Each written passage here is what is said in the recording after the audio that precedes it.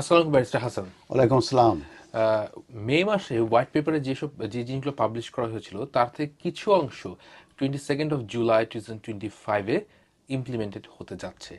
বাকি যে পরিবর্তনের আভাসগুলো দেওয়া হয়েছিল সেগুলো কবে থেকে ইমপ্লিমেন্টেড হতে পারে? এটি কিন্তু একটি ভেরি ইম্পর্ট্যান্ট কোশ্চেন, কারণ আমরা জানি যে 12 মে 2025-এ ইমিগ্রেশন হোয়াইট পেপারে 8টি মেন প্রপোজাল দেওয়া হয়েছিল, সেগুলো ইমিগ্রেশন রুলসে চেঞ্জ আনার জন্যে।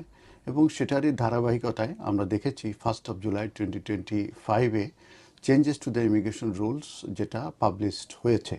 এবং সেগুলি বিভিন্ন সময়ে কিন্তু বিশেষ করে 22 জুলাই 2025 থেকে কিন্তু সেগুলি ইমপ্লিকেশন হতে যাচ্ছে।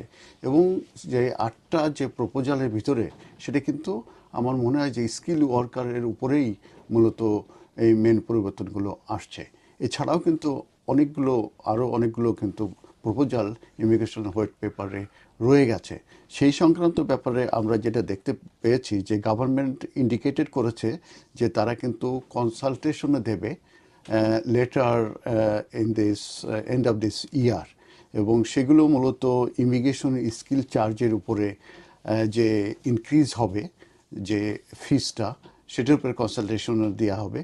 এবং হায়ার ইংলিশ ল্যাঙ্গুয়েজ রিকোয়ারমেন্টস যেটা আছে ইনক্রিজ হবে, সেটার উপরেও কিন্তু কনসালটেশন হবে। এছাড়াও আমরা জানি যে standard qualifying period for settlement, যেটা যারা স্কিল ওয়ার্কারে আছে কিংবা ওয়ার্ক ভিসায় আছে, সেটা এই মুহূর্তে কিন্তু 5 ইয়ার্স পরে কিন্তু তারা সেটেলমেন্টের জন্য এলিজিবল হয়। কিন্তু আমরা ইমিগ্রেশন হোয়াইট পেপারে দেখেছি যে এটা 10 ইয়ার্স করা হবে। এবং এটাও বলা হয়েছে যে এইটার উপরে কিন্তু একটা কনসালটেশন হবে এন্ড অফ দিস ইয়ার। কিন্তু সেখানে একটা প্রশ্ন এসেছিল যে এই যে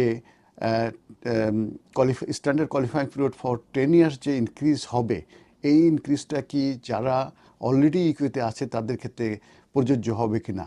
সেক্ষেত্রে আমরা কিন্তু ইমিগ্রেশন হোয়াইট পেপারে কোনো কিছু দেখি নাই, সেখানে কিন্তু কোনো কিছু বলা হয় নাই।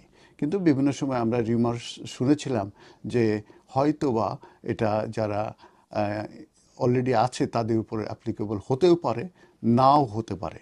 তো এটা কিন্তু এখনও আমরা ক্লিয়ার না, কিন্তু সবাই কিন্তু এটা নিয়ে কনফিউশন আছে, বিশেষ করে যারা 2020 পরে যে যারা স্কিল ওয়ার্কারে এসেছে এবং তাদের এক্সপেকটেশন যে তারা 5 ইয়ার্স কমপ্লিট করলে তারা এলিজিবল হবে সেটেলমেন্টের জন্য। কিন্তু এই 10 ইয়ার্স শব্দটা আনার পর থেকেই কিন্তু তারা বিভিন্ন রকমের কনফিউশনের ভিতরে আছে। কিন্তু এটা কিন্তু কোথাও কিন্তু ইমিগ্রেশন হোয়াইট পেপারে কনফার্ম করা হয়নি। তবে একটা জিনিস কনফার্ম করা হয়েছে, সেটা হচ্ছে যে একটা কনসালটেশন করা হবে এন্ড অফ দিস ইয়ার এই স্ট্যান্ডার্ড পিরিয়ড ফর সেটেলমেন্ট এটার উপরে। এবং কনসালটেশন পরে যেয়ে কিন্তু তারা ডিসিশন নেবে। তবে আমি বিভিন্ন যে নিউজ কিংবা রিসার্চ করে আমি যেটা দেখেছি সেটা হচ্ছে যে অবশ্যই একটি ট্রানজিশনাল পিরিয়ড হয়তো থাকবে যারা অলরেডি ইকুয়েতে আছে। এবং সেই ট্রানজিশনাল পিরিয়ড কীভাবে হবে, কখন হবে, কতদিনের জন্য হবে, সেটাও কিন্তু কোথাও ইন্ডিকেশন পাওয়া যায় নাই।